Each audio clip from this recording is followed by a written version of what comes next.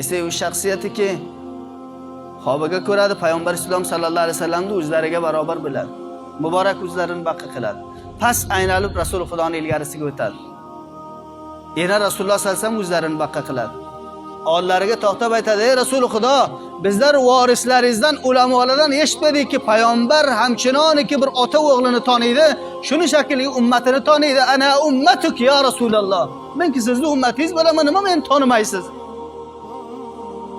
Aytadi: "Oya u oris olimda og'zidan buni ham eshitibsanmi-ki bor, payg'ambar ummatini taniydi, alomat nishona bilan taniydi. Payg'ambarni sunnatini anjom bergan bo'lsa, zerifo bo'lgan bo'lmasa, oya buni ham eshitibsanmi olimdan?"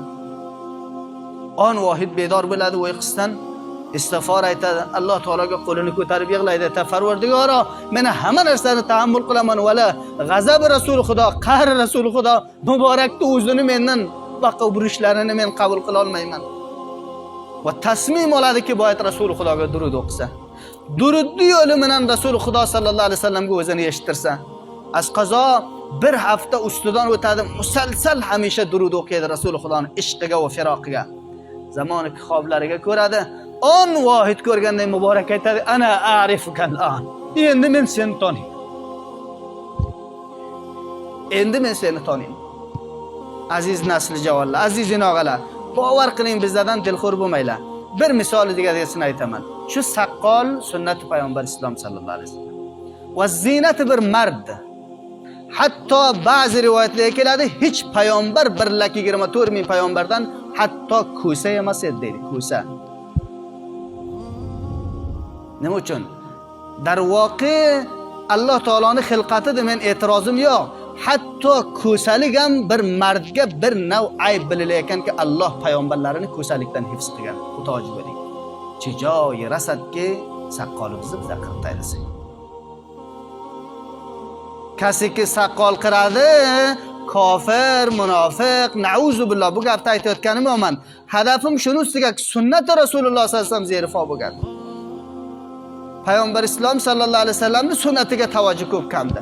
Zinati bir marddiki, ayol bilan mardda tafovutini shu saqqol bilan biz bilamiz. Shuni qivoliga qancha betafovut, tavojiz bizlar. Ammo xushobahol u javonlarimizga-ki, ihonat ham qilmaydi, tamasxur ham qilmaydi, ammo agar ushlasangiz aytadiki, bor, janobi oliy, men bilamanki sunnat Rasululloh, men bilamanki shu vojibdir, va men bilamanki gunohkorman. Men baxotirki shuni hifozat qila olmayman, shuni hasray olmayman. Ey koshki siz nazofat va poklikdan sizni xabaringiz bor ediki, boyat sunnat Rasulullohni siz qo'ysangiz. Ammo Xudoning xosta tavhin qilinsa, tamasxur qilinsa-ku, wala bu nima narsadir? Matni Qur'on azim sha'nga mas'ala saqqol zikr bo'lgandi. Vaqtiki Harun alayhisolatu vassalom, Musa alayhisolatu vassalomning og'alari jonishin qoymaqon biladi. Toki Musa alayhisalom kesalar mardum go'sola faras bo'lgan, janobi Musa alayhisalom kelib saqqollardan ushlaydi. Janobi Harun alayhisalom aytadiki: "Ya ibn ummi, ey onamning o'g'li, la ta'khud bi lihyati va la bi ra'si." Ey onamning o'g'li, saqqolim bilan boshimdan ushlab, mardumning ichiga meni istehzo tamashhur qildirma. Matni Qur'on azim shanga lihya saqqal kelgandik payg'ambarlarga sobit. Bu ham bir sunnat Rasululloh sallallohu alayhi vasallam.